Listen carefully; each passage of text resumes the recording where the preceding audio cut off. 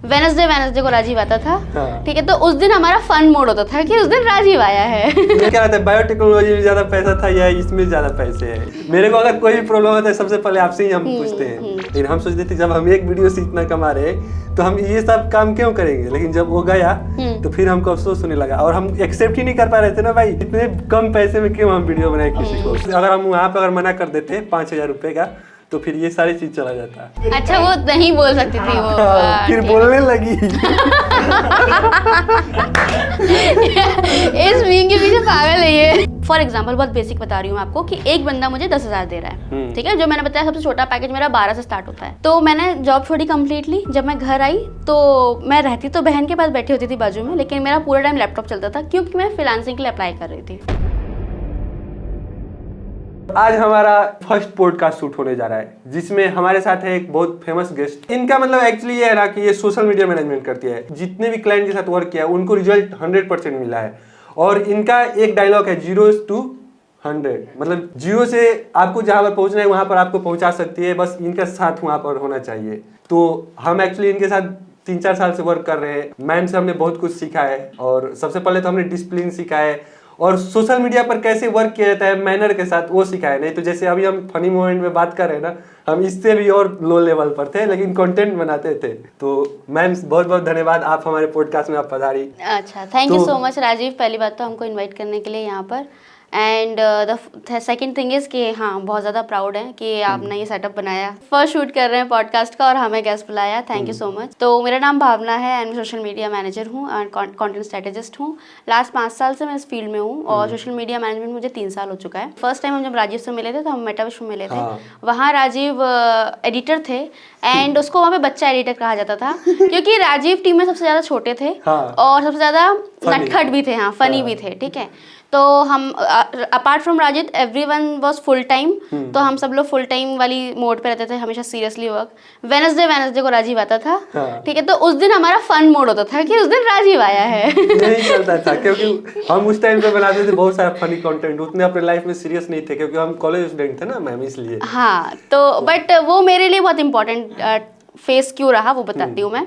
क्योंकि हर वेडनेसडे राजीव से मिलकर के हमने एक अलग कॉन्फिडेंस जो है गेन किया है। क्योंकि उससे पहले मैं मतलब कंटेंट के पीछे हुआ करती थी, पर्दे के पीछे हुआ करती थी, ठीक है, because I gave the strategy and planning everything, but execution में कभी मैंने पार्टिसिपेट नहीं किया।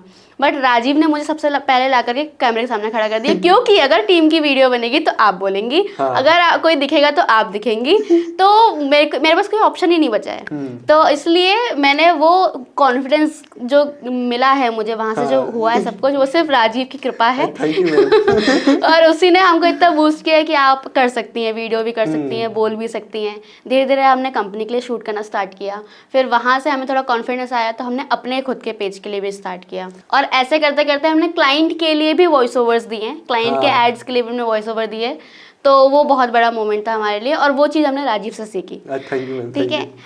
तो हाँ, इसके और अभी मैम के साथ हम लोगों ने वर्क मिलकर, मतलब साथ में वर्क करके हम लोगों ने 30 दिन का वो मिनी ब्लॉग भी बनाया था मेटाविश के लिए।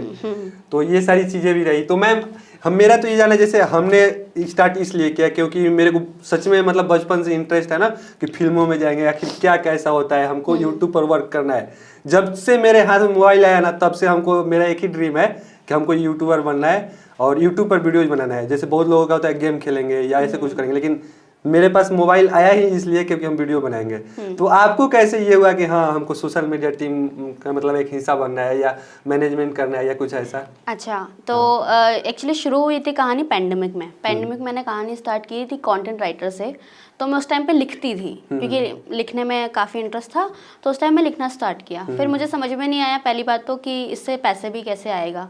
तो फिर लोगों की रेफरेंस से मैंने अप्लाई करना स्टार्ट किया। जब लिखने में मज़ा आने लगा, ब्लॉगिंग करते थे। तो ब्लॉगिंग तो मतलब मान लो 50-100, उस टाइम ऐसा सुना था कहीं पे कि जब तक 100 ब्लॉग नहीं लिखते तब तक तो आप पैसे की उम्मीद नहीं कर सकते। उम्मीद ही नहीं कर सकते। तो हमने 100 ब्लॉग तक जब तक हमारा हुआ नहीं, तो हमारा दिमाग कभी गया ही नहीं कि हम ढूंढे कैसे पैसा आता है। जब 100 ब्लॉग हो गए तो फिर हमने फिर वो ढूंढा कि भाई कैसे पैसा आता है। तो पैसे के उसमें गए तो हमने 2-3 जगह अप्लाई किया। अप्लाई करने पे हमारा एक सिलेक्शन हुआ टीवी न्यूज़ में। टीवी न्यूज़ का था वो, VTV इंडिया, गुजरात इंडिया के लिए था। उस टाइम पर, तो उन्होंने हमको न्यूज़ लिखने के पैसे दिए। अच्छा। जब वहाँ से पैसे आए हमारे न्यूज़ आर्टिकल तो पे आप हमको पैसे न्यूज आए। आर्टिकल लिखते थे उस टाइम पे? हाँ, क्योंकि उस टाइम सब कुछ पैंडेमिक था, हर चीज़ फ़ोन पे ही चल रही थी। हाँ। कोई टीवी वगैरह पे भी कोई शूट तो हो नहीं रहा था। तो लिखने वाला आर्टिकल स्टार्टिंग तब फिर से दोबारा से आया, वो न्यूज़पेपर में आर्टिकल लिखते हैं, अच्छा। वैसा हाँ। ऑनलाइन आर्टिकल लिखना स्टार्ट हुआ, तो उससे हमको पैसा मिलना स्टार्ट हुआ। तो मुझे लगा कि नहीं नहीं, इसमें पैसा है। फिर वहाँ से स्टार्ट हुआ, तो हमने उसके बाद तो काफ़ी 2-3 इंटर्नशिप भी करी। फिर जैसे ही पैंडेमिक ओपन हुआ तो मुझे लगा कि मुझे इसका ऑन साइट एक्सपीरियंस लेना चाहिए, क्योंकि आप आज की दुनिया में जब तक कि आप ऑन साइट किसी ऑफिस में जाकर किसी टीम के साथ काम नहीं करते, जब तक आपको वो एक्सपीरियंस नहीं मिलता कि कैसे प्रेशर को हैंडल करते हैं, कैसे दिमाग में आइडियाज आते हैं। घर में बैठ के बेड पे बैठ के काम नहीं होता। तो हमने 2 जगह पर ऑन साइट जॉब करी। ऑन साइट जॉब करी तो फिर काफ़ी एक्सपोजर मिला चीज़ों को देख करके कि अच्छा ऐसे रील बनाई जाती है, ऐसा कंटेंट लिखा जाता है, ऐसे स्क्रिप्ट लिखा जाता है। स्क्रिप्ट एक बार में नहीं लिखती है, वो उसको लिख के 10 बार मिटाया जाता है, इसको काटो, उसको दूसरी लाइन को ऐड करो। तो ये सब चीज़ करते करते हमको एक्सपीरियंस गेन हुआ। फिर वहाँ से एक जॉब थी नागपुर की, तो वो मेरी पहली मैनेजमेंट वाली, मैनेजर एज अ मैनेजर मेरे को वहाँ पे पोस्टिंग मिली। और पहली बार इतने कंधों पे भार आया कि मैंने 5 लोगों की टीम अकेले ने मैनेज करी। अच्छा। तो तब जाकर मुझे ऐसा लगा कि यार कि हर चीज़ हम मैनेज तो कर सकते हैं, लेकिन जब कैमरे के सामने आने की बात होती है तो हमको घबराहट होने लगता है। मतलब हाथों में पसीना आ रहा है, फेबल हो रहा है, वर्ड्स भूल जा रहे हैं जो बोल रहे हैं। और जितने अभी कॉन्फिडेंस है क्या सामने बात करने में, पहले तो ऐसा लगता था कि क्या बोलें, मतलब क्या ही बोलते हैं, ऐसा वाला। तो फिर मैंने वहाँ से वीडियो कंटेंट बनाना स्टार्ट किया। अच्छा। अपने लिए, खुद के लिए, ठीक है।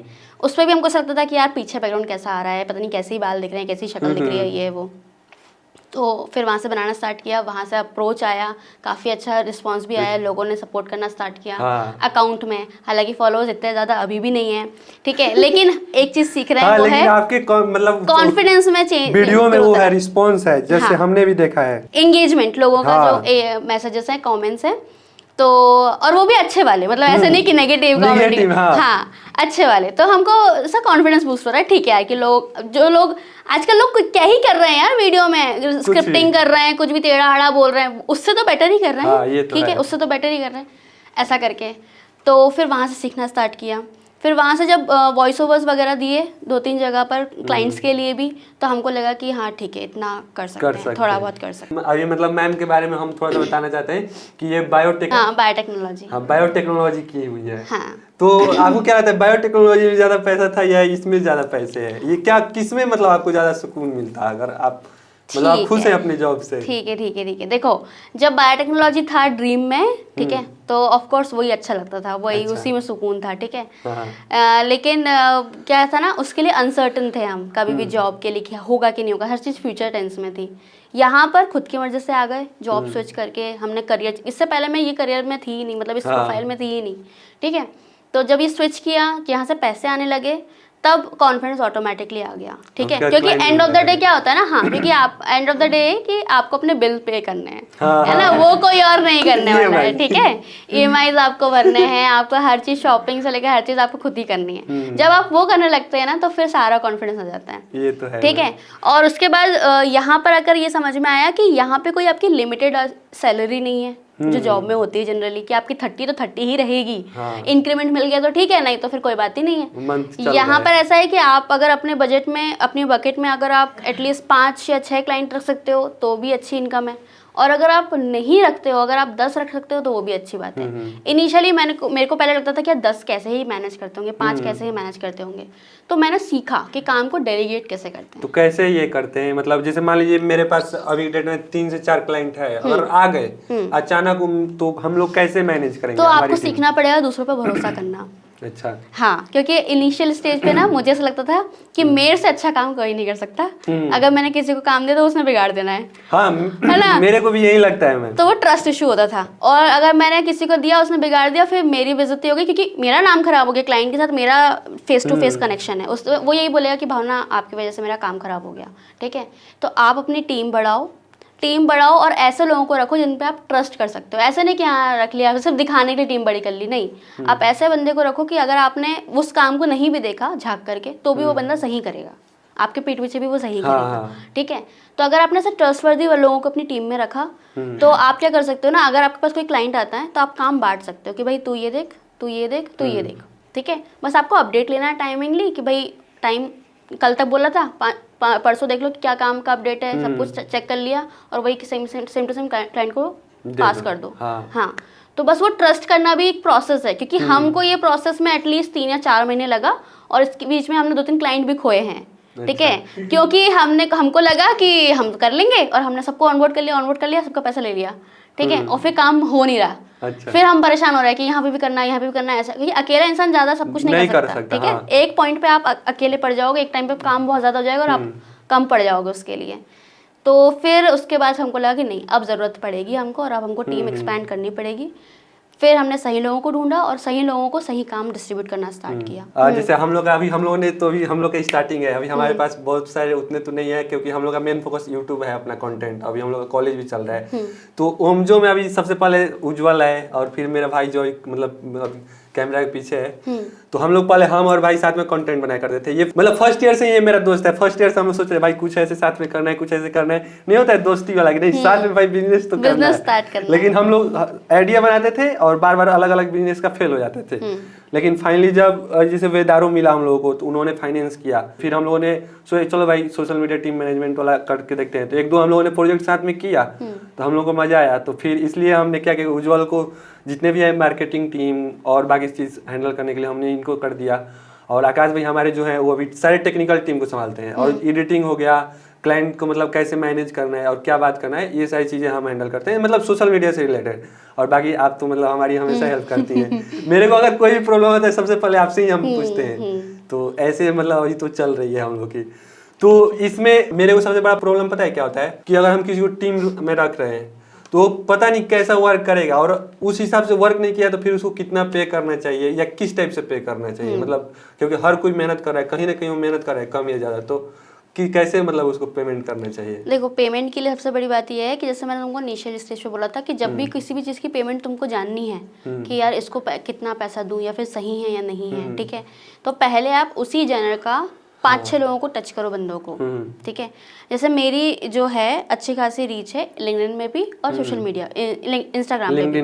बल्कि इंस्टाग्राम पे बल्कि नहीं है मेरी इतनी रीच, मैं लिंक्डइन पे ज़्यादा, क्योंकि राइटर वाला वो है ना अभी भी दिमाग में। ठीक है, लिखती अभी अच्छी हूँ। ठीक है, तो लिंक्डइन में अभी मैं पोस्ट वगैरह सब हमने देखा है, आप वहाँ पे मतलब है रेगुलरिटी आपकी। तो मेरी वहाँ पे बहुत ज़्यादा अच्छी कनेक्शंस हैं और लकीली इन टू इंडिया भी, अलग अलग स्टेट्स में और अलग अलग कंट्रीज़ में भी। ठीक है, तो अलग अलग स्टेट में भी इतना ट्रस्टवर्दी पर्सन है मेरे पास कि अगर आप मुझे बोलोगे कोलकाता मुझे कोई टीम चाहिए, तो मैं कोलकाता में भी आपको ट्रस्टवर्दी लोग मिलवा दूंगी जो मेरे पीठ पीछे भी अच्छा काम करेंगे। वो मेरी टीम के नहीं है, ना मुझे पैसा मिल रहा है, ना मेरा उन लोगों से कोई सगा रिलेशन है, लेकिन ट्रस्ट है इतना कि उनका काम मैं जानती हूँ कि कितना अच्छा काम करते हैं। हाँ, क्योंकि आपने पहले प्रोजेक्ट किया होगा। हाँ, ठीक है, तो ऐसे कनेक्शंस बन गए हमारे। तो आप ऐसे जाओ, आप 5-6 लोगों को टच करो, जहाँ भी आपका इन्फ्लुएंस अच्छा है, इंस्टाग्राम पे अच्छा है, यूट्यूब पे अच्छा है, लिंक्डइन पे अच्छा है, जहाँ भी।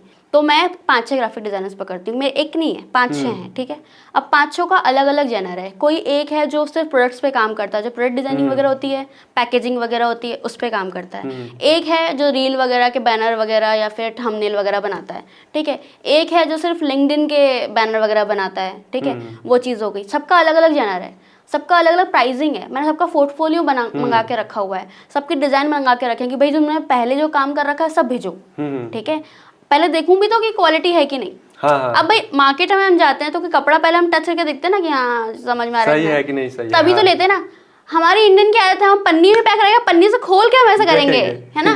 तो पहले एक्सपीरियंस तो होना चाहिए कि भाई वो काम कैसा कर रहा है। पहले आप देखो कि उसने काम कैसा कर रखा है, पोर्टफोलियो क्या है और उसका प्राइसिंग कितना है, सबका पूछ लो। तो कोई 3,000 बोलता है, कोई 3.5 बोलता है, कोई 5 बोलता है, कोई 6 बोलता है। ठीक है, अब हमने प्राइसिंग फिक्स करके रख ली, देख ली सबकी। ठीक है, अब जब मेरे पास कोई क्लाइंट ऑनबोर्ड होगा नेक्स्ट कोई भी, तो मैं देखूंगी उसके पास काम क्या है। जैसे मेरे पास वेदारो के पास था पैकेजिंग वाला, इनका प्रोडक्ट है ना। तो इनको पैकेजिंग का डिजाइनिंग चाहिए था, ब्रांड लोगों का चाहिए था, तो मैंने इनका ब्रांडिंग वाला काम एक बंदे से करवा लिया। मुझे मालूम है इसने मुझे 12,000 दिए। अब मुझे 12,000 ये दे रहा है, तो सामने वाले को मैं 3 या 4 आराम से पे कर सकती हूँ। बट अगर एक बंदा है, मेरे पास क्लाइंट है, ग्राफिक डिजाइनर है, वो 7-8 हज़ार मांग रहा है, अगर वो 7-8 हज़ार उसको ही दे दूंगी तो फिर मेरे पास तो कुछ भी बचेगा नहीं, है ना। तो उस हिसाब से मैं पैसे फिर डिस्ट्रीब्यूट करती हूँ, उस तरीके से लोगों को काम देती हूँ। तो मैंने 3,000 वाले बंदे को दिया काम, उससे ब्रांड लोगों का डिजाइनिंग वगैरह बनवा लिया, ठीक है। पैकेजिंग वाला का काम बचा है इसका, तो मैं पैकेजिंग वाला देखूंगी कि जो मेरे बजट में फिक्स हो रहा है, जो क्लाइंट की बकेट लिस्ट में फिक्स हो रहा है। क्लाइंट 12 का है और आप महंगी चीज देख रहे हो तो फिर सेट नहीं हो पाएगी। हाँ, ये तो है। तो फिर क्लाइंट के बजट के हिसाब से आप अलग अलग डिजाइनर को अप्रोच करो आप पहले, लेकिन यहाँ पर आपके पास ऑप्शंस होने चाहिए। ऐसा नहीं है कि क्लाइंट आ गया फिर ऑप्शन ढूंढने जा रहे हैं। अच्छा, पहले से ही आप रखो। हाँ, पहले से आपको ऑप्शन अवेलेबल होना चाहिए कि इसका काम ऐसा है, इसका काम ऐसा और ये इतने रुपए लेता है, ठीक है। क्योंकि वो कम नहीं करेगा कभी भी, आपको पता है। आप नेगोशिएट भी करोगे तो ज्यादा 500-1000 रुपए कम करेगा, उससे ज्यादा नहीं कर सकता वो भी कम। और अगर कम करेगा तो फिर क्वालिटी में अच्छा नहीं देगा, फिर काम अच्छा करके नहीं देगा, ठीक है। तो पहले से लेके रखो काम, पहले से प्राइसिंग चेक कर लो और उससे इस अकॉर्डिंगली फिर आप काम डिस्ट्रीब्यूट करो। पूछो जो ओह गॉड, नहीं है मेरे पास, तुम कुछ बोल नहीं रहे हो ना, तो हमको नहीं, तो बोलो इसलिए तो हमको उस टाइम पे बुरा लग गया। चलो पूछो, रुको आप क्वेश्चन निकालने दो। नहीं, ऐसे ही पूछ लेते हैं। तो फिर आपने जैसे पहली बार जब किसी क्लाइंट का मतलब काम लिया होगा तो कैसे आपने डिसाइड किया कि मैं कितना पे करूंगी सामने वाले को और कितना क्लाइंट को चार्ज करें, क्योंकि क्लाइंट तो कभी बजट बताता नहीं, ठीक है। तो आपने कैसे उससे बजट, या तो आपने पूछा या फिर आपने कैसे उसको बताया कि मैं इतने बजट में आपका काम करके दूंगी? ठीक है, ये बिगिनर स्किल होती है, ठीक है। बिगिनर स्किल ये होती है कि हम पहले पूछते हैं कि आपका बजट क्या है, ठीक है। क्योंकि हमारे पास बिगिनर स्किल में ये है कि मैं भले ही यहाँ प्रोफेशनल बन रही हूँ, बैक ऑफ द माइंड मुझे पता है कि मेरे लगे पड़े हैं, मेरे पास पैसे नहीं है, ठीक है। तो वो मुझे जितना भी देगा मैं हाँ कर दूंगी, ठीक है। ये बिगिनर स्किल है, ठीक है। लेकिन प्रोफेशनल दिखाने के लिए मुझे करना पड़ेगा कि आपका कितना बजट है सर, तो फिर उस अकॉर्डिंगली सब कुछ करूंगी, ठीक है। तो इनिशियली तो मैंने सारा काम अकेले किया है, मेरे पास कोई टीम नहीं थी उस टाइम पे, मैं अकेले ही ग्राफिक डिजाइनिंग में कैनवा से कर रही हूँ, ठीक है। और वो रील का कवर भी उसी से बना रही हूँ, सब कुछ उसी से कर रही हूँ, ठीक है। स्ट्रैटेजी भी मैं ही प्लान कर रही हूँ, एग्जीक्यूशन भी मैं ही कर रही हूँ, पोस्टिंग भी मैं ही कर रही हूँ, हर चीज़ मैं ही कर रही हूँ, ठीक है। तो अब उस टाइम पर मेरे पास था ही नहीं माइंड में कि मुझे किसी को पैसा देना है, सब कुछ मेरा लालच था मेरे मन में, ठीक है, सब कुछ मेरा है, ठीक है। अब जब काम बढ़ा, मान लो 2 या 3 क्लाइंट के बाद, जैसे मान लो फॉर एग्जांपल बहुत बेसिक बता रही हूँ आपको कि एक बंदा मुझे 10,000 दे रहा है, ठीक है। जो मैंने बताया सबसे छोटा पैकेज मेरा 12 से स्टार्ट होता है, बट वो पहले 12 का नहीं था मेरे पोर्टफोलियो में, पहले 10 का था वो, अब मैंने 12 किया उसको, ठीक है, पहले नहीं था। तो वो 10 मान लो मिनिमम 10 दे रहा है मेरे को, ठीक है। अब मेरे पास 10-10 हज़ार वाले 3 बंदे हो गए। कहीं से तो रेफरेंस लिया होगा ना कि जो अपने सेम वही नहीं क्या सीखते जाओ। जैसे आपने पोर्टफोलियो क्रिएट किया खुद का ओन पोर्टफोलियो, तो उसमें आपने जो 10,000 आपने फिक्स किया वो कहीं से रेफरेंस लिया होगा ना। वही मैंने बोला ना आपको, 3-4 लोगों को टच करो आप, पहले पूछ लो। मैं लिंक्डइन में मेरा रेफरेंस है, तो मैंने 5-6 सोशल मीडिया मैनेजर्स को टच किया कि भाई आपका पोर्टफोलियो दे दो, एज अ क्लाइंट अप्रोच करो, ठीक है। अगर आपको लग रहा है कि मैं एज अ ग्राफिक डिजाइनर उसको अप्रोच करूंगा और फिर मुझे कंपटीशन मिलेगा कि यार ये तो खुद ग्राफिक डिजाइनर मुझसे क्यों पूछ रहा है ना, तो अरे बहुत सारी ईमेल आईडी होती हैं, हम बहुत सारी बना के रखते हैं ना, हाँ। तो उससे अकाउंट्स बना लो आप, ठीक है। या फिर अपने दोस्त का फ़ोन लो, बोलो भाई देना 2 मिनट के लिए, उसके फ़ोन से मैसेज कर दो, उसके व्हाट्सएप इंस्टाग्राम जो भी आपको लगता है उससे मैसेज कर दो, बोलो कि सर मुझे सोशल मीडिया करवाना था, कितना चार्ज करते हैं, वो आपको बजट बता देंगे, ठीक है। आपका पोर्टफोलियो मिलेगा क्या, हर एक डिजाइनर हमारी फील्ड में यही होता है, डिजाइनर हो गया, सोशल मीडिया मैनेजर हो गया, सबका पोर्टफोलियो होता है, सबका होता है, ठीक है। तो वो लोग बैठे ही होते हैं कि कोई पूछे और हम दे दें, है ना। तो सब लोग इसी तरीके से काम करते हैं। तो आप उनसे जाकर एज अ क्लाइंट अप्रोच करो, वो आपको पोर्टफोलियो सेंड कर देंगे। फिर 5-6 लेने के बाद उनको देखो कि अच्छा इसका 10 का है, इसका 5 का है, इसका 6 का है, इसका है, तो मैं इतना तो रख लेता हूँ, इतना बना लेता हूँ मिनिमम, फिर जो भी आएगा थोड़ा ऊपर नीचे कर लेंगे नेगोशिएट करके, ऐसा करके। कॉन्फिडेंस कैसे आता है कि जो आपने मतलब ऐसे सेट करके रखा, जैसे आपने बोला कि इतना रख लेते हैं, अगर वो चला गया तो डर रहता है सबसे ज्यादा मन जाता है, जाएगा तभी आएगा भाई, इशू यही है, ठीक है। तो मैं बता रही हूँ आपको, मैंने नागपुर में जॉब करती थी मैं सोशल मीडिया मैनेजर की, ठीक है। और वहाँ पर मेरे को पहला क्लाइंट मिला था फ्रीलांसिंग का, और वो पहला क्लाइंट जो था बेसिकली वो मेरी पहचान का था, ठीक है। तो पहचान में यही होता है ना कि यार ठीक है दे देंगे ना पैसे, अपने ही तो बंदा है, ऐसा वाला। उसका एक्सपोजर बहुत अच्छा था उस अकाउंट का, क्योंकि जो बंदी थी वो रोट्रैक, सुना है क्या आपने, इंडियन रोट्रैक बोलते हैं उसको, पोजीशन का नाम है, लेकिन रोटरी वगैरह पे काम करते हैं वो। बेसिकली मुझे भी नहीं मालूम है क्या होता है उसमें इन डेप्थ में, लेकिन उसका हर 2 महीने में ऑस्ट्रेलिया, अमेरिका ऐसे जाना होता था, ठीक है। और उसका अकाउंट बनाया ही मैंने था, मतलब बहुत ही बेसिक से बना, अगर बनाया है तो मतलब बहुत बेसिक से काम किया मैंने, ठीक है। और मैं, आप यकीन नहीं करोगे, सोशल मीडिया मैनेजमेंट के लिए जहाँ मैं आज बहुत मिनिमम जो पैकेज है मेरा 12,000 का है, जो तो कभी 10,000 का हुआ करता था, उस बंदे के लिए मैंने 2,500 में किया हाँ होता है ना। सोचा 2,500 क्या होता है, कुछ नहीं होता है, ये अपन जाते हैं, अपन अभी डी मॉल जाएंगे तो उतना खर्चा ही हो जाएगा, ठीक है। तो मैंने वो किया है, पता नहीं क्यों मैं इतने में मान गई कि हाँ कर लूँगी ऐसा करके, ठीक है, क्योंकि जॉब भी थी, एक टाइप से बिगिनर भी थे आप। हाँ जॉब भी थी। और एक्चुअली उसने मुझे अप्रोच किया था, मैंने नहीं किया था, उसने मुझे अप्रोच किया कि भावना तुम कंपनी के लिए तो ये करती ही हो, तो मेरा ऐसा पेज है, तुम करोगी क्या? मैंने, से आपको लगा कि पार्ट टाइम है, चलो कर लेते हाँ, तो मुझे लगा यार अच्छा ऑफर है ये चीज़, तो मैंने कर लिया, पता नहीं क्यों मैंने कर लिया, ठीक है। वो 3 महीने करने के बाद मुझे लगा, पता वो 2,500 में इतना कॉन्फिडेंस आया कि मुझे लगा कि अब तो फ्रीलांसिंग कर लेंगे, अब तो ऐसा हो जाएगा, अब तो सब आता है, ऐसा ऐसा वाला कॉन्फिडेंस आ गया, पता नहीं क्यों ही। फिर वहाँ से जब मैं जॉब छोड़कर भोपाल आई, घर आने का रीज़न थोड़ा अलग था। मेरे घर में थोड़ा मेडिकल इश्यूज बहुत ज़्यादा सीरियस थे। मेरी बहन कंप्लीट बेड रेस्ट पे थी और मम्मी अकेले जाती थी कि कंप्लीट बेड रेस्ट में होना मतलब कुछ नहीं कर रहा है बॉडी, ठीक है। तो उस टाइम में मुझे लगा कि मुझे घर पे होना चाहिए था। अगर मैं घर पे होती तो मैं शायद हेल्प कर देती पेरेंट्स की, और कोई तो होता बहन के पास तो काम भी हो जाता। तो मैंने जॉब छोड़ी कम्प्लीटली। जब मैं घर आई तो मैं रहती तो बहन के पास बैठी होती थी बाजू में, लेकिन मेरा पूरा टाइम लैपटॉप चलता था, क्योंकि मैं फ्रीलांसिंग के लिए अप्लाई कर रही थी कि मेरे पास कोई तो काम होना चाहिए ना। अब उस टाइम पर इतना बूस्ट था फैमिली की तरफ से कि ठीक है कर लेगी, इतना जब 10 जगह जाकर जॉब करी तो घर पे भी कर लेगी। अब आपने कोई स्टेबल जॉब छोड़ी होती है आफ्टर 4 या 5 साल बाद, ठीक है, और आपको अगर 3 महीने तक कोई काम नहीं मिल रहा है, कुछ नहीं, 1 रुपए भी कहीं से नहीं आ रहा है, तो आप समझ सकते हो कि फ्रस्ट्रेशन कितनी लेवल की होती है ना, कि आप क्या ही कर डालोगे, आप कुछ भी कर दो, कुछ भी कर डालूंगी, ऐसा वाला चीज़ था। तो 3 महीने तक कोई पैसा नहीं, ठीक है। तो 3 महीने जो काम चल रहा है वो जो मैंने सेविंग कर रखी थी सैलरी से बचा बचा के थोड़ा थोड़ा, कि क्योंकि मुझे कहीं ना कहीं मेरे माइंड में तो था ना कि मुझे फ्रीलांसिंग करनी है आगे, और फ्रीलांसिंग करनी तो इन्वेस्टमेंट चाहिए होगा, और हमारे अप्पा अम्मा तो देंगे नहीं, तो हम खुद ही निकाल के रख लेते हैं ऐसा करके। तो हमने सेविंग करके रखी हुई थी, ठीक है। और क्योंकि मेरी फैमिली में सब लोग गवर्नमेंट जॉब वाले हैं, ठीक है, तो गवर्नमेंट जॉब बहुत खतरनाक स्टेबिलिटी देती है, ठीक है। तो वो लोग ये जो फ्रीलांसिंग होती है इनको अच्छी नज़र से नहीं देखते हैं, ये चीज़ बहुत रियलिटी है हाँ सोसाइटी की, ठीक है। तो अगर मैं उनको फ्रीलांसिंग के पैसे मांगूंगी तो वो मुझे नहीं देंगे, बट मैं बोलूँगी मुझे यूपीएससी की तैयारी करनी है तो वो मुझे जरूर देंगे, ठीक है। तो मैंने इसलिए सेविंग कर रखी थी बैक ऑफ द माइंड, क्योंकि मुझे पता था कि नहीं होगा कोई भी करने वाला। तो वो 3 महीने के पैसे अब खत्म होने वाले थे, 3 महीने में वो पैसे भी खत्म होने वाले थे जो मैंने सेविंग करके रखे थे, ठीक है। और मेरा लैपटॉप उस टाइम EMI में चल रहा था, ठीक है, उसकी EMI भी चल रही थी, ठीक है। तो मुझे लग रहा था यार कहीं से तो कुछ भी तो क्लाइंट मिल जाए, ठीक है। और उस 3 महीने में मैंने, आप यकीन नहीं करेंगे, लगभग 8 या 9 क्लाइंट्स ऐसे निकल गए मेरे हाथ से।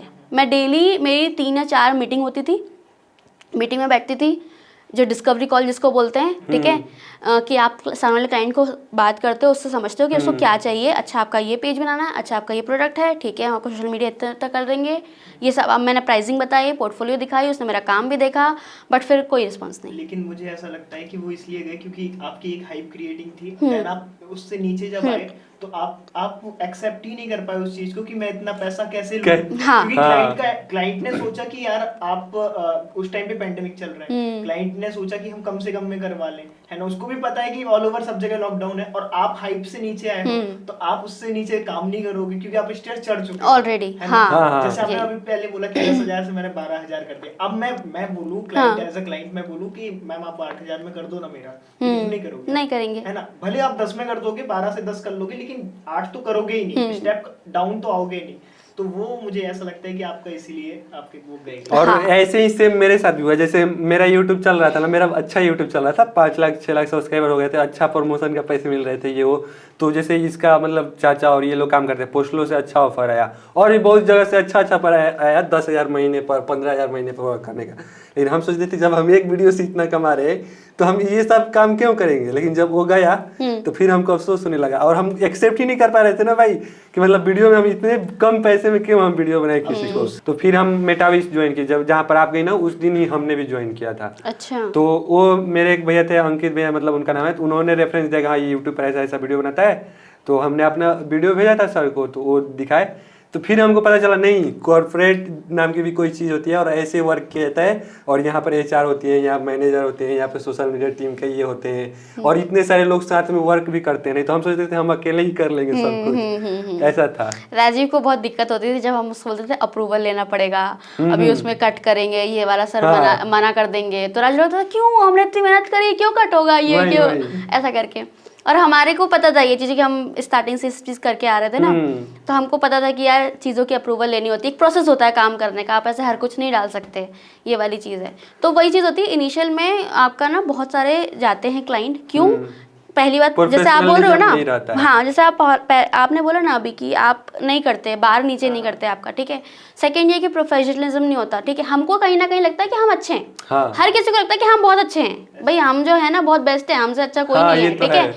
लेकिन जब 3 महीने लगातार ऐसा होने लगा ना, तब मुझे कहीं ना कहीं लगा कि यार कुछ तो गड़बड़ चल रही है, या तो मैं प्रोसेस गलत कर रही हूँ, या तो मैं अप्रोच गलत तरीके से कर रही हूँ, या तो मैं गलत लोगों को टच कर रही हूँ, गलत लोगों को के ही पास जा रही हूँ। 5-6 से नहीं हो रहा है। मैं बता रही हूँ ना कि मैं 3 अगर दिन में आप मानो कि अगर मैं 3 बार कॉल पे बैठ रही हूँ कि मेरी मीटिंग है, मैं बात कर रही हूँ हर एक आधे घंटे में लोगों के साथ में, तो मैं आपको सोचो आप महीने में मैं कितने लोगों से बात कर लेती होंगी, और अगर उतने लोगों में भी कोई एक कन्वर्ट नहीं हो रहा है तो फिर तो लोचा है। तो एक होता है कि यार कुछ तो चल रहा है गड़बड़, है ना, या तो ग्रह सही नहीं चल रहे हैं, या तो हम ही सही नहीं चल रहे हैं, या ऐसे हम लोग में वो डिजर्व ही नहीं करते। हाँ कुछ तो ऐसा लगता है ना।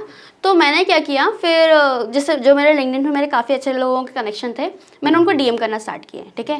कि जैसे कोई सोशल मीडिया मैनेजर था, तो मैंने उसको डीएम करना स्टार्ट किया कि हे सौम्या, मैंने तुम्हारा कंटेंट देखा, मुझे अच्छा लगा, अगर तुम्हारे पास टाइम हो तो एक हम नॉर्मल कॉल कर सकते हैं क्या, मुझे थोड़ा सा गाइडेंस चाहिए था, ऐसा करके। तो ऐसे मैंने बहुत से लोगों को कमेंट किया, तो कुछ लोगों का रिस्पॉन्स आया, किसी का नहीं आया। तो ऐसे करते करते मैंने 5-6 लोगों से मिली। मैं बहुत सारे लोगों के नाम गिनवा सकती हूँ, सौम्या गुप्ता उनमें से एक थी, इंदौर की हैं वो, और एक नाइजीरिया के हैं, जोसेफ नाम था उनका पूरा नाम मैं नहीं बोल पाऊंगी क्योंकि नाइजीरिया के समझ रहे हो ना आप, उनका नाम कैसे कैसे होते हैं, बस नाम मुझे अच्छे से याद है, जोसेफ नाम था उसका, और वो सेल्स में है एक्चुअली, ठीक है। तो सेल्स में उन लोगों का काम ही होता है ना कॉल को कन्वर्ट करना, वार्म लीड टू ये सब करना। तो जो मैंने कॉल उससे ली जोसेफ से, वो कॉल मेरे को इतनी ज़्यादा हेल्पफुल लगी, एंड जस्ट द वे उसको फैसिनेशन था कि मैं किसी इंडियन से बात कर रहा हूँ, वो भी लड़की, और मुझे फैसिनेशन था कि मैं किसी फॉरेनर से बात कर रही हूँ। तो हम दोनों फ्लो में इतने ज़्यादा अच्छे से ओपन अप और फ्रेंडली हो गए। हमने आपका कोलैब भी देखा है ना उनका कोलैब्स। मैं बहुत से लोगों से कनेक्शन की, तो मैंने उसकी स्टोरीज भी डाली हैं, वीडियोज़ भी डाली हैं कई लोगों की। तो उसने मुझे जो वो पेड कॉल पे देता था ना, वो ट्रेजर उसने ऐसा ही दे दिया कि ले ठीक है सुन ले अब तू, ऐसा करके। तो उसने मुझे ऐसी ऐसी ट्रिक्स बताई हैं कॉल को क्लोज करने की, जो मेरी आज की लाइफ में बहुत हेल्प हो रही है। मैंने उसको बहुत मतलब मैंने लिंक्डइन पे भी उसके लिए थैंक यू मैसेज लिखा है, पोस्ट लिखा है, इंस्टाग्राम पे भी लिखा है, मैंने उसकी स्टोरी स्क्रीनशॉट्स वगैरह डाली हैं। तो उसने मुझे ये बताया था कि एक रेशियो होता है कन्वर्जन का, जब आप किसी को टच करोगे इनिशियल स्टेज पे, तो आप रेडी रहो कि सामने वाला ना बोलेगा, माइंड मेकअप भी करके जाओ। हम माइंड मेकअप करके जाते हैं कि सामने वाला हाँ बोलेगा, तो जब वो ना बोलता है तो हम टूट जाते हैं। नहीं, लेकिन जैसे अभी प्रीवियस अपनी बात चल रही थी, मैंने यही बोला ना कि जो क्लाइंट आने वाले हैं हम वर्स्ट कंडीशन सोच के चलें, ना कि ये सोच के चलें कि वो हमें 12,000 पे कर ही देगा। क्योंकि मैं वैसे ही सोचता हूँ, मैं बिल्कुल वर्स्ट कंडीशन पे लेके चलता हूँ हमेशा, कि वैसा लेके चलो कि यार तुम ना जो वो रिंग में आ रहा है ना, बस उसको गिराना है, कैसे गिराना है बस, है ना। उसको वो जब एक बार हमारे काम देखेंगे तो ऑटोमेटिक करेंगे। जैसे वेदारो थे, तो वेदारो वाले ने पता है हम मेरे साथ कैसे कांटेक्ट हुआ, वो बोले ना कि सिर्फ इस पर रील्स डालना है, कहीं से भी रील्स उठा के डाल दो, हम तुम्हें 5,000 रुपये देंगे। तो हम ऐसे करते थे और एक पोस्टर डेली बनाकर अपलोड करते थे। उनको पता भी नहीं, अचानक एक दिन बोल रहे मेरे से मैसेज करके कि कल से सर काम बंद होगा। तो हमने पूछा सर क्यों अचानक बंद होने लगा, तो उन्होंने बताया ऐसा ऐसा चीज़ है और मुझे ऐसा चाहिए। तो हमने बोला सर सेम काम तो हम लोग भी कर सकते हैं। तो उन्होंने बोला ठीक है आप एक सैम्पल वीडियो बना के भेजो। तो फिर एक मेरी क्लासमेट थी, तो हमने उसके साथ कोलैब करके वीडियोज बनाया और उनको भेजा, फिर उनको पसंद आया।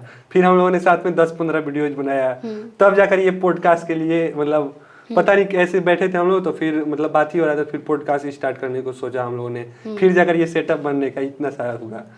तो समझ लीजिए वो छोटा, अगर हम वहाँ पर अगर मना कर देते 5,000 रुपये का, तो फिर ये सारी चीज चला जाता। तो इसलिए हम लोग सोच रहे हैं हाँ ठीक है जो आ रहा है उसको ले लो, कभी ना कभी तो कन्वर्ट होगा बड़ा चीज में। वही तो मेरे को तो ऐसा था कि इनिशियल स्टेज पे ना मेरे साथ ऐसा था कि क्योंकि सारा काम खुद ही करना था मुझे कोई मतलब कुछ भी ग्राफिक डिजाइनर नहीं रखना था अपने साथ में, ना एडिटर, क्योंकि मिल ही कम रहा था, ठीक है। तो इनिशियल में सब कुछ मैं ही कर रही हूँ, ठीक है। फिर जब उसके बाद सेकंड क्लाइंट को उठाने का आया ना कि काम मिल रहा है सेकंड ये वो, तो उसके बाद फिर मैंने डेलीगेशन स्टार्ट किया। मतलब मैंने डेलीगेशन स्टार्ट किया जब मेरे पास 3 क्लाइंट हो गए बकेट में, ठीक है। 3 क्लाइंट हो गए और मैंने ये सीखा, वही लोगों के साथ नेटवर्किंग कॉल में मैंने ये सीखा कि आप 5 की लिस्ट रखो, सिर्फ 5 की, और किसी की मत रखो। और वो 5 को सोचो, 5 में से 4 तो फील्ड ही रहने चाहिए, 1 खाली रखो हमेशा, कि कोई भी अगर ओपन अप करके क्लाइंट आ रहा है या फिर कोई भी छोटा मोटा प्रोजेक्ट आ रहा है तो आप उठा लो, ठीक है। आप जरूरी नहीं है कि सिर्फ सोशल मीडिया मैनेजमेंट का प्रोजेक्ट उठाओगे, आपको अगर एडिटिंग का आ रहा है, ग्राफिक डिजाइनिंग का आ रहा है तो वो भी उठा लो, ठीक है। ऐसा करके तो मुझे वहाँ फिर मैंने वो नेटवर्किंग कॉल से सीखा ये चीज़ कि अच्छा ऐसा भी करते हैं। अगर मेरे पास अगर कोई एडिटिंग का आ रहा है तो वो भी उठा लिया मैंने। वो बंदा मुझे 8,000 दे रहा है, मैंने किसी एडिटर से बात करी कि भाई तू एडिट कर देगा, वो बोल रहा हाँ, तो कितना लेगा, 5, हाँ ठीक है 5 ले ले, 3 मेरे पास बच रहा है, ठीक है। तो ये आपका वो मनी है जिसमें आपने कुछ मेहनत नहीं करी, सिर्फ डील क्लोज करी, सिर्फ डील क्लोज करी और उसका पैसा मिल गया आपको, ठीक है। तो मैंने ऐसा मतलब वही कॉल में बैठ के मैंने लोगों से बात करते हैं, मतलब डील क्लाइंट लाना सबसे बड़ा वही होता है ना मार्केटिंग। ऐसा क्या हुआ मतलब इन प्रीवियस आप 5 साल का एक्सपीरियंस है कि मतलब ऐसा कौन सा क्लाइंट है, ऐसा कौन सा वर्क आपका फंसा जो आपको लगा हो कि यार इसमें पैसा भी कम मिला और काम मुझे बहुत ज्यादा करना पड़ गया? वही वाले यार, इनिशियल वाले, मेरे इनिशियल टाइम के जो क्लाइंट्स थे ना मेरे, और मेटावर्स का क्या एक्सपीरियंस? क्योंकि इशू नहीं, वो तो जॉब थी ना, फ्रीलांसिंग नहीं थी। देखो जॉब्स को मैंने कभी सीरियस नहीं लिया जॉब्स को, इसलिए मैं उसको जॉब में अलग कैटेगरी में रखती हूँ, क्योंकि मैं देखो इशू ये है ना कि मैं आती हूँ हॉस्टल वाले स्कूल से, ठीक है, रेसिडेंशियल स्कूल से। मैं जवाहर नवोदय विद्यालय की स्टूडेंट हूँ, ठीक है। हाँ, तो मैं जेएनवी की स्टूडेंट हूँ, और जो हॉस्टल में बच्चे रहते हैं ना वो कतई मक्कार होते हैं ठीक है। हाँ, तो उनको पता है कि कहाँ पे ऐसे क्यूट सा फेस बना के बच जाना है और कहाँ पे मस्ती करनी है, कहाँ पे बदमाशी करनी है। तो भाई जॉब मेरे लिए कभी भी सीरियस नहीं रहा, क्योंकि मुझे मालूम था ना मेरा काम है ना मेरी कंपनी है। कैसे मुझे तो सैलरी मिल रही है, लेकिन जॉब का एक टारगेट होता है, एक बर्डन होता है, नहीं मिलता कभी भी। मेरे फील्ड में कभी भी टारगेट नहीं होते। नहीं, लेकिन जैसे मेटावर्स में आपने किया होगा तो मैंने बोल दिया मैं नहीं लूंगी, इसको पता है क्या मतलब। जैसे आप क्या बोल, टारगेट नहीं लिए मैंने। टारगेट हम लोग मतलब जैसे इसमें कोई फिक्स नहीं होता है ना, सोशल मीडिया है ऐसे। बल्कि फिर भी मेटावर्स में लोगों ने बोला मेरे पे कि आपको इतने सेल्स लाके देनी है, ये वो मजाक में नरेंद्र सर ने बोला है कई बार मैंने, तो मैंने बोल दिया सर मेरे फील्ड में टारगेट नहीं होता, मैं नहीं लूंगी, मैं टारगेट पे काम नहीं करती। लेकिन अगर कोई ऐसा वर्क रहता हो कि जिसको मतलब अपन को करना ही है, कंप्लीट ही करना है, और वो नहीं हो पाया किसी कारण से, या पोस्टपोन्ड हो गया, या अपन को लगता है कि वो डिले हो रहा है 1-2 दिन, 3 दिन, 4 दिन, तो कैसे आप प्रेशर हैंडल करते थे? जैसे बॉस के सामने आपको बोलना है या रिप्रेजेंट करना है कि यार या अपडेट देनी है, तो आप कैसे उसको हैंडल करते थे? यार वो तो हो ही जाता है, क्योंकि उसके बाद आपके पास रीजन है ना। हाँ, कि क्यों नहीं हुआ। डिले होने के रीजन है, मतलब ऐसा नहीं है ना कि मैं बैठ के फोन चला रही हूँ और डिले हो गया।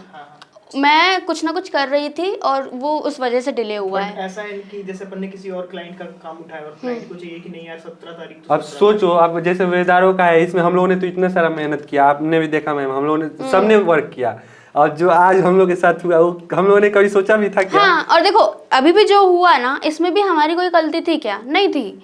लेकिन अगर क्लाइंट को वो काम नहीं मिल रहा है, जैसे भाव्य को वो काम नहीं मिल रहा है, तो भाव्य को बताने के लिए हमारे पास रीजन है कि हमारी तरफ से तो सब कुछ एंड से सही था, कैमरामैन था, लाइटनिंग थी, ऑडियो था, सब कुछ था, टीम का हर मेंबर प्रेजेंट था, है ना। लेकिन गेस्ट ही नहीं था। और अगर जैसे हम अभी कर रहे हैं, ठीक है, अगर हम ऐसा करके गेस्ट वाला काम पूरा कर लेते तो वो भी कर चुके होते, वो भी हम कर चुके होते, क्योंकि हमने कहीं ना कहीं लूप कंप्लीट कर लिया होता, लेकिन हम वो नहीं कर सकते थे, तो वो रीजन था हमारे पास। तो एक रीजन होता है।